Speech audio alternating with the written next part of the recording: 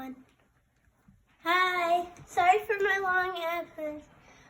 Shout out to my aunt for this cool bird bow tie. And I want to say what birds need to survive if they stay here in the winter. So they need a heated bird bath, lots of food, a birdhouse with warm stuff in it. And then there's another thing. This is the last thing. So in it, right here where bird food is, there was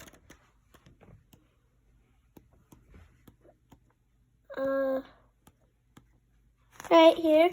This was right, it wasn't this one, but it looked like this one. It was black, and it was right there. They flew into the tree right there, but then they went to that one. So, thanks. Leave a like and subscribe. Bye.